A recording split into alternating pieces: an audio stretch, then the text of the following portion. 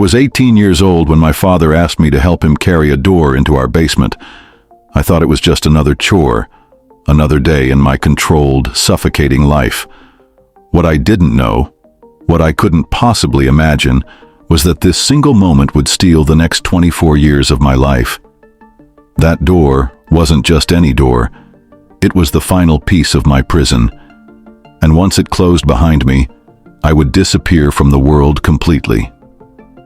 My name is Elizabeth, and for 2.5 decades, I lived in a space smaller than most people's bedrooms. The world above continued spinning, seasons changed, technology advanced, people fell in love and had families. But I remained frozen in time, trapped beneath the very house where I was born. This is my story of survival, of unimaginable darkness, and somehow, of finding light again. Before we continue deeper into my story, let us know in the comments where you're watching from. We'd love to hear from you. And if you're new here, click on the subscribe button so you never miss any of our upcoming videos. Growing up in Austria in the 1980s, I was what most people would call a quiet, shy teenager. My father, John, was a man who demanded absolute control over every aspect of our household. My mother, Mary, was loving but powerless against his iron grip on our family. I watched my friends go to parties, date boys, dream about their futures, but those freedoms were never mine. John's word was final in our house, and his word was that I wasn't allowed the same liberties as other girls my age. I felt trapped long before I ever saw that basement door. I remember thinking to myself, once I turn 18, I'll finally be free to make my own choices. How wrong I was. How terrifyingly, devastatingly wrong. August 28, 1984 started like any other day. I had just celebrated my 18th birthday a few weeks earlier, and part of me was still clinging to the hope that adulthood would bring some freedom. John had been working on renovations in our basement for months. He told us he was creating additional storage space, maybe a workshop area. The sounds of construction had become background noise in our home, hammering and drilling that went on for hours. What we didn't know, what none of us could have imagined, was that he was building my prison. That morning, he called to me from the top of the basement stairs. His voice was casual, normal even. "Elizabeth, I need help moving this door. It's too heavy for me to handle alone." I didn't hesitate. Despite everything, despite the control and the restrictions, he was still my father. Children are programmed to trust their parents, aren't they? It's the most basic instinct we have. So I followed him down those stairs, past the familiar scent of concrete and dampness, into what I thought was just our regular basement. The door was there, exactly as he'd described. Heavy, solid wood. But as I bent to lift my end, something felt wrong. The air itself seemed different down there, thicker somehow. Before I could process what was happening, before I could even turn around, I felt something pressed against my face, a rag soaked in something chemical and sharp. The world started spinning, colors blurred together, and my legs gave out beneath me. The last thing I remember was thinking, this can't be happening, this can't be real. When I woke up, everything had changed forever. I was lying on a narrow bed in a room I'd never seen before. The walls were concrete, cold and gray. There was a small table, a toilet, a basin for washing. And there was that door, the same door I'd helped carry, now sealing me inside this underground world. I screamed until my throat was raw. I pounded on the walls until my fists were bloody, but no one could hear me. No one was coming to save me. John appeared eventually, standing in that doorway like some twisted guardian. He explained the rules of my new existence with the same matter-of-fact tone he'd used when asking for help with the door. I was never to try to escape. I was never to make noise that could be heard upstairs. And most importantly, I was never to tell anyone about this place if I ever had the chance. The outside world believed I had run away to join a religious cult, he told me. Search parties had looked for me briefly, but eventually everyone accepted that I had chosen to disappear. My own mother believed I had abandoned my family. Can you imagine that feeling? Can you imagine knowing that everyone you love thinks you chose to leave them? That your disappearance is seen as rejection rather than tragedy? It's a special kind of hopelessness, a weight that settles into your bones and never leaves. The first few months were the hardest in ways I struggled to put into words. My body was adjusting to life without sunlight, without fresh air, without space to move freely. The basement was maybe 8 feet by 11 feet, with a ceiling so low that even I, at average height, had to duck in some places. There were no windows, obviously, no natural light at all. Time became meaningless. I would wake up not knowing if it was morning or evening, summer or winter. John had installed a few dim bulbs, but they were controlled from outside my prison. Sometimes he would leave me in complete darkness for days as punishment. The isolation was crushing in ways I hadn't anticipated. As an 18-year-old, I was at the age where social connection means everything. I should have been making friends, maybe falling in love, certainly dreaming about my future career and family. Instead, my entire world had shrunk to these concrete walls. I talked to myself just to hear a human voice. I counted the tiles on the floor over and over again. I made up elaborate stories in my head about the world above, imagining what my friends were doing, whether they missed me, whether they even remembered me. But perhaps the cruelest part was that John didn't just abandon me down there. He visited regularly, bringing food and demanding things that no father should ever demand from his daughter. I won't go into the details of those encounters, but I want you to understand that this wasn't just imprisonment. This was systematic abuse, day after day, month after month, year after year. Each visit left me feeling less human, less worthy of rescue, less certain that I would ever see sunlight again. By the end of my second year in captivity, something inside me had started to break. Not my will to survive exactly, but my connection to the person I used to be.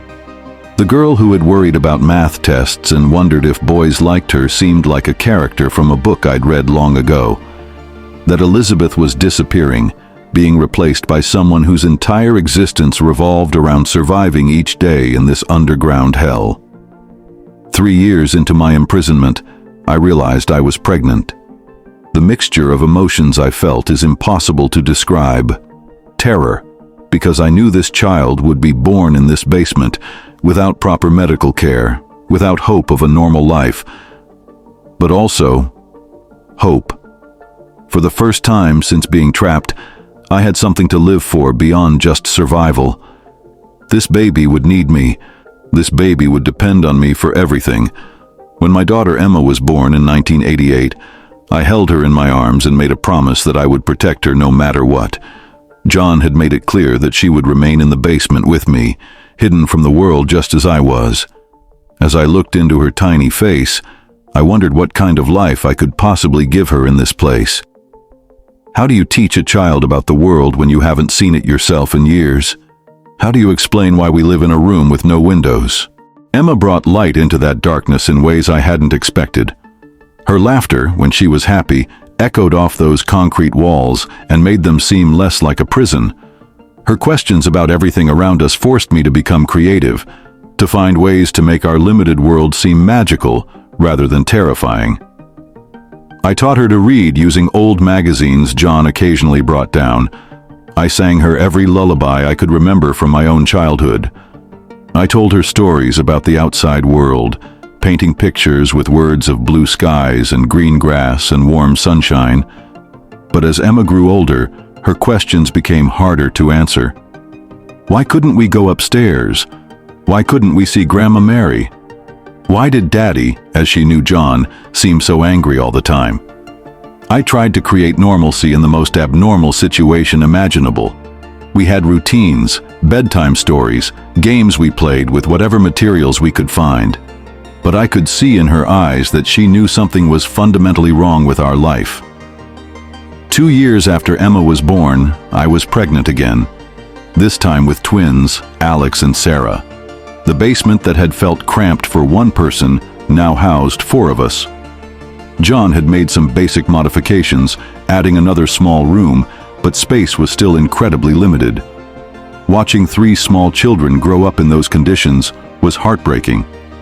They were missing everything that makes childhood special. No birthday parties, no friends, no playground adventures, no discovery of the natural world.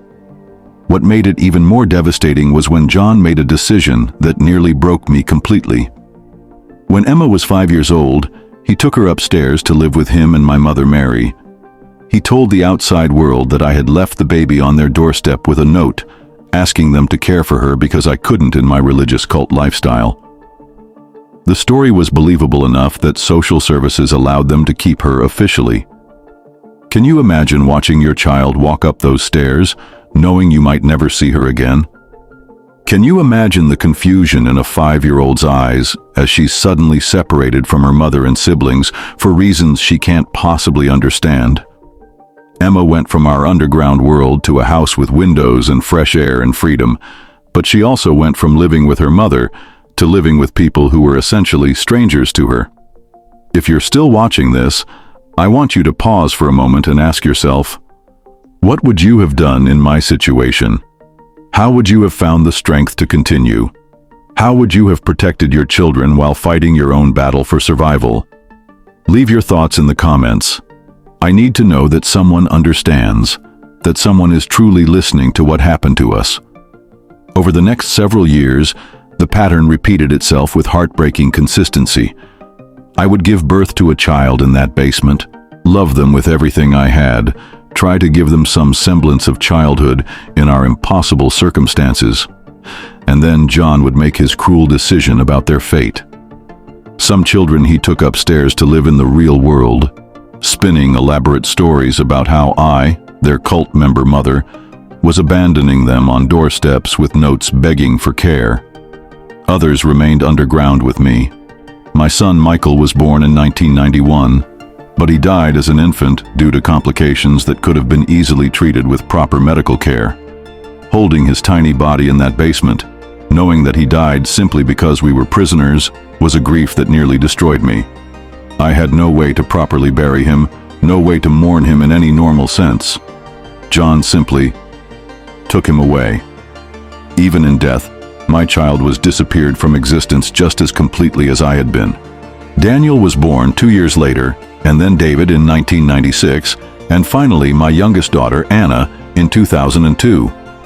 By this time I was 38 years old and had spent more than half my life in that basement. The teenage girl who had innocently agreed to help carry a door was now a middle-aged woman who had never had a driver's license, never voted in an election, never seen a computer or cell phone, never tasted food from a restaurant. The world above us was changing rapidly during these years. The Berlin Wall fell, the internet was invented, cell phones became common, but for me, time had essentially stopped in 1984. My children who lived upstairs with John and Mary were growing up in a modern world I couldn't even imagine, while my basement children and I existed in a bubble frozen in time. Daniel, David, and Anna never saw sunlight during their early years. They never felt grass under their feet or rain on their faces. Their entire universe was concrete walls, artificial light, and the careful routines I created to make our imprisonment bearable. I taught them everything I could remember from my own education, but my knowledge was limited to what I'd learned by age 18. They were brilliant children, curious and creative despite their circumstances, but they were being denied every opportunity to develop their potential. The psychological toll on all of us was immense. I developed a kind of institutional mindset where the basement started feeling normal, even safe in a twisted way. The outside world began to feel theoretical, like something that existed in stories rather than reality. When I caught glimpses of my reflection in the small mirror John had provided, I sometimes didn't recognize myself. My face was pale from lack of sunlight, aged beyond my years from stress and malnourishment, marked by a sadness that seemed etched into my very bones. My basement children struggled too. Daniel became withdrawn and anxious, constantly worried about making noise that might anger John. David developed speech problems from having so few people to communicate with. Anna, my youngest, was the most resilient, but even she seemed to understand instinctively that our life was fundamentally wrong. Meanwhile, upstairs, Emma was growing up believing that I had abandoned her. John and Mary were raising her alongside Alex and Sarah, telling them stories about their cult member mother who couldn't be trusted to care for them properly. These children were living with the very people who were holding their siblings and me prisoner, but they had no way of knowing the truth. They were victims too, separated from their mother and siblings, fed lies about their family history, growing up with questions that couldn't be answered. As the years stretched on, I began to lose hope that rescue would ever come. 20 years had passed, 20 years of birthdays missed, of Christmases spent in artificial light, of watching my children grow up without ever seeing the sky. I was 42 years old, and I had spent more than half my life in captivity. My children who lived upstairs were essentially adults, living their own lives, probably rarely thinking about the mother they'd been told had abandoned them. But then something happened that would finally crack the foundation of John's carefully constructed lies. In April of 2008, my daughter Emma, who was 19 and living upstairs, became seriously ill. She had been suffering from mysterious symptoms for weeks, growing weaker and more confused.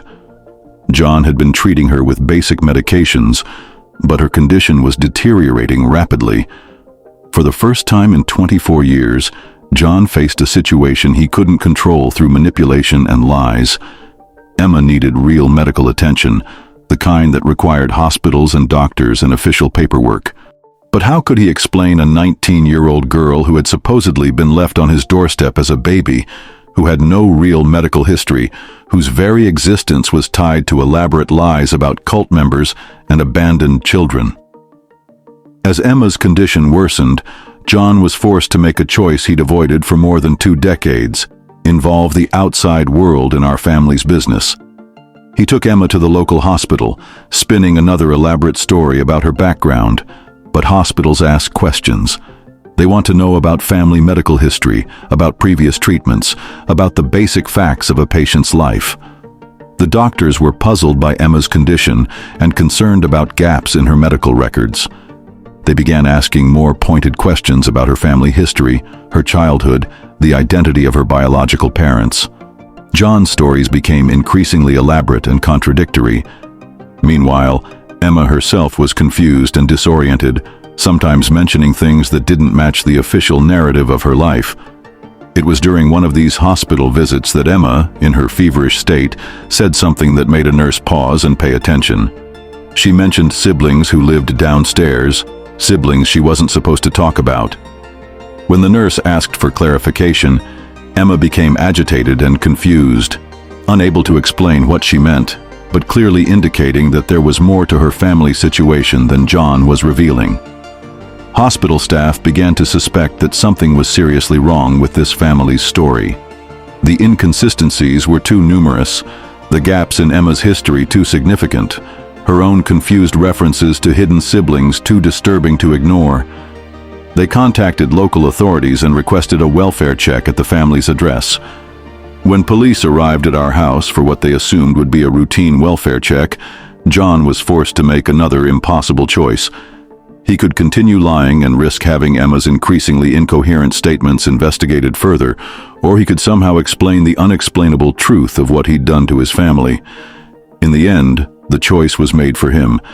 As police questioned him about inconsistencies in Emma's background, as social workers demanded to speak with other family members, as Emma herself continued to make references to siblings and basement rooms that shouldn't exist, John's elaborate web of lies began to collapse under its own weight. On April 26, 2008, 24 years to the day after my imprisonment began, John finally led police down those basement stairs. I remember hearing footsteps above us, more footsteps than usual, voices that weren't John's or Mary's. Daniel, David, Anna, and I huddled together in our underground world, terrified that we were about to be punished for some unknown violation of John's rules. When that door opened and I saw unfamiliar faces, people in uniforms, people whose eyes reflected shock and horror rather than the cold control I'd grown accustomed to, I couldn't speak. For a moment, I couldn't even move. After 24 years of existing in secret, of being invisible to the world, Suddenly there were strangers in our space, witnesses to our impossible reality. The police officer who first saw me later said that I looked like a ghost, like someone who had been dead for decades, but was somehow still breathing. My children pressed close to me, terrified of these newcomers, having never seen anyone besides John and me for their entire lives. Anna, who was 6 years old, had never seen another human face besides mine, John's, and her brother's. "Ma'am," the officer said gently, "what is your name?" Such a simple question, but after 24 years of having no identity beyond prisoner and mother, I struggled to answer. "Elizabeth," I whispered finally. "My name is Elizabeth." Saying my own name felt strange, like claiming ownership of a life I wasn't sure I still had the right to possess. What happened next was a whirlwind that my basement-conditioned mind could barely process. Ambulances, hospitals, social workers, police interviews, medical examinations, psychological evaluations. The world above ground had changed dramatically during my captivity, and I was like someone from the past suddenly thrust into the future. The media coverage was intense and immediate. Our story made headlines around the world. People were horrified, fascinated, desperate to understand how such a thing could happen in modern society. But for me and my children, this attention felt almost as overwhelming as our years of isolation had been. We went from being invisible to being the most talked about family in the country. My basement children, Daniel, David, and Anna, had the most difficult transition imaginable. These kids had never seen sunlight, never breathed fresh air, never interacted with anyone besides me and John. Suddenly they were in hospitals with bright lights and strange sounds, surrounded by people they'd never seen before, expected to adjust to a world that was completely foreign to them. David, who was 12, couldn't stop staring at windows. He had never seen the sky, never understood what blue meant when I tried to describe it to him in our concrete world. Anna kept asking why everything was so bright, why there were so many people, why the ceiling was so high. Daniel, at 15, was old enough to understand that our captivity had been wrong, but young enough to be terrified by the enormity of the world he was suddenly expected to navigate. Meanwhile, Emma, Alex, and Sarah, who had lived upstairs, were dealing with their own trauma. They discovered that the woman they'd been told was their cult member mother who had abandoned them was actually a prisoner in their own basement, along with siblings they never knew existed. Everything they had believed about their family, their history, their identity was a lie. The reunion between all my children was both beautiful and heartbreaking. Emma, Alex, and Sarah looked at their basement siblings with a mixture of love and guilt, knowing that they had been living in freedom while their brothers and sister were trapped underground. Daniel, David, and Anna were amazed to discover that they had siblings they'd never met, confused about why some children got to live upstairs while others remained in the basement. The long road to healing recovery from 24 years of captivity isn't something that happens quickly or completely. My children and I entered intensive therapy, both individual and family counseling, to begin processing what had happened to us.